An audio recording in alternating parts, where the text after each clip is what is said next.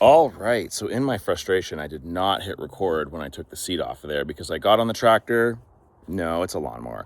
So I got on the lawnmower, turned the key, nothing happened. Let me show you the culprit. Underneath the seat is this little pressure sensor. When your fat butt sits down, boop, it sends a signal that says it's safe to turn on. There's somebody sitting on it. But this happened to me last year too.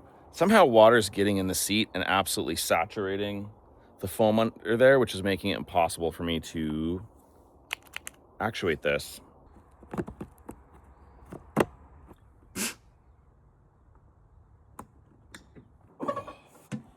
Woo.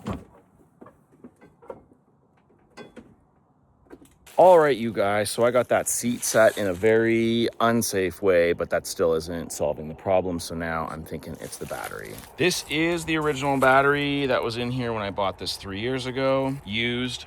I did take the battery out each winter and store it inside, so it's not like it got too cold over the winter, but I'm thinking it just doesn't have the juice anymore. And honestly, me neither. So let's try this MotoMaster booster pack on here. First things first, get those clampies nice and clampied on the positive. Then our negative clampies. Come on, come on. You guys, this is so much more fun when trying to hold a camera. You have no idea. Onto the metal chassis. Boom. Switch you to on. Brake pedal all the way down and key turny.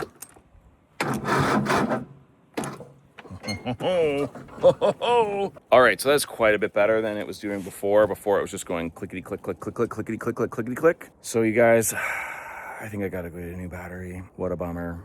All right, so 2.5 hours later, I am back from town with a new boop boop battery for the ride-on lawnmower. So let's get this thing put in and let's finally tackle this field that I was hoping was gonna be done by 8 o'clock this morning. It's now like 3 in the afternoon, you guys. Boop, boop. It never ceases to amaze me that I don't get shocked doing this. I know there's no reason to get shocked doing this, but it still surprises me every time that I don't get zapped to death. If I'm being honest, you guys, the very first thing I did was drop the nut off of that bolt into this pile of leaves here, and I can't find it, so I had to steal one from the tractor. It's almost like the universe doesn't want me cutting down these willows today, but I love adversity. All right, let's try to not drop this one and see if we can't just do this properly. Just kidding. But seriously, how do I not get shocked every time that happens? And for the 47th time today, let's see if we can't get this started.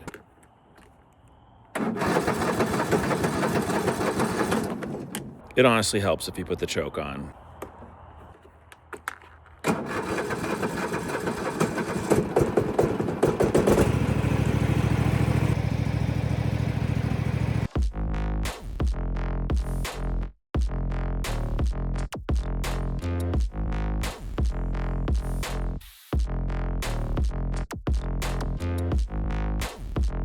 Okay, you guys, welcome to my handiwork behind me here.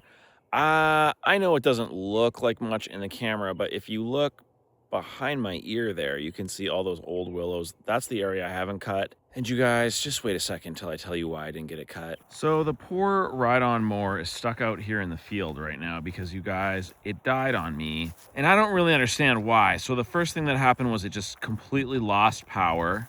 But it wasn't out of gas. So I hopped off, I hopped back on, I cycled the key, absolutely nothing, and the dash didn't show any power going to it. So I didn't think I had hit anything, but I put her in neutral, rolled her back, had a look, and there was just a wire in all of the debris underneath the mower deck there. So you guys, I think one of these willow branches severed a wire underneath. And I'm not gonna lie, I'm not really in the mood to try to fix that right now because it's almost nighttime, even though it doesn't look like it. So this is gonna be a tomorrow problem. This might even be a pop it on a trailer and take it to small engine repair, because you know what I don't feel like doing, you guys? Crawling underneath there and trying to figure out what wire got cut and how to reconnect it. I just don't want to. And honestly, that's my truth and I'm living it. That being said, you guys, can we talk about what a great job this did? You can see how tall those willows are. It's all those purple and reddish things. You couldn't really walk through here before, and now I realize it's just dead grass, but it's gonna green up soon. I really wanted to get that area done in the camera, but the mower had other plans. Okay, you guys, this might help you visualize what's happening. So that's what I haven't cut. Here's a single strip that I've cut. And then we go back into these willows that I haven't cut. They are a pretty color. But you guys, sometimes I just want to walk through my field here, and waist-high willows is not helping me accomplish that. I have in the past done just single tracks like this before, but I don't like to do that. I'd rather have effectively a giant soccer field. I realize it's all dead right now, you guys. Just pretend that everything that's yellow dead grass is green, which it will be in like 6 more weeks. It's only May, don't be silly. Why would I have green grass up here? Quick update, turns out the problem was this clutch. Somehow this bolt underneath spun itself loose so much that the clutch that's below dropped down just enough that the pin that holds it in place no longer held it in place, and the whole thing started to spin, which wrapped the wire around it that I found on the ground. So I just need to get a new one of these. I've wasted the last week trying to find one of these locally, and I ended up just buying one online. It's gonna be about 2 weeks before it gets here, so we'll have to wait for that. So I got about half of this done on a single battery, which felt good. I didn't have the battery charged all the way, but maybe it doesn't look any better in the camera, but it certainly looks better IRL. And for those who don't know, that's in real life. So hopefully that should allow all that green grass to pop up, because usually every year it takes forever for the grass to try to break through these thick mats. So we'll see what happens this year. Quick update on those banks that I cut with the weed whacker. Look how much nicer this grass is coming in. Pretty soon this grass will be a couple of feet tall and will make a nice entranceway towards the house on the driveway.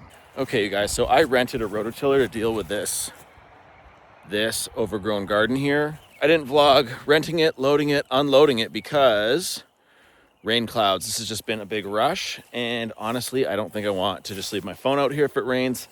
I don't really want to do this in the rain, so I am probably just going to cheat a little bit and use last year's footage of when I did it. So comment down below if you hate cheaters. So just really quick, this is what the garden is looking like right now. All these green mounds are stinging nettle. Makes for great tea, but doesn't make for a great garden. And in no time flat, this garden's going to look amazing, you guys.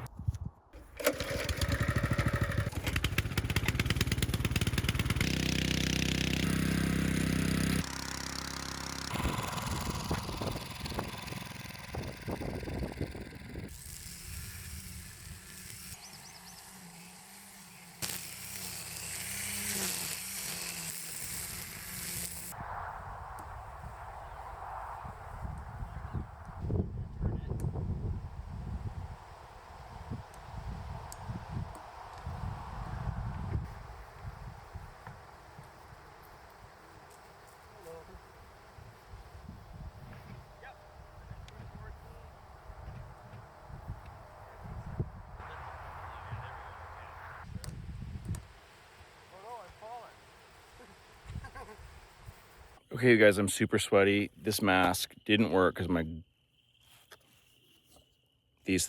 glasses were fogging up. It looks better. I'm not super happy with it. That rototiller did not have the weight to get down into this dirt like the one I had last year did. So I think next year I'm gonna have to get the bigger one, because you guys, this took 3 hours, and you can see the back half of it there. It just really couldn't get in and underneath all of that dry dirt, but the front looks okay.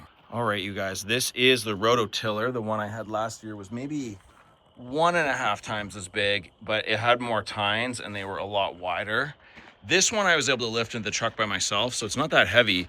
Last year's was definitely a 2-person lift, so I won't make that mistake again, you guys. Big one, always. All right, you guys, so I just lost a subscriber on YouTube, and honestly, I think I have no choice but to throw myself into this fire and just end it all, because I can't live like this.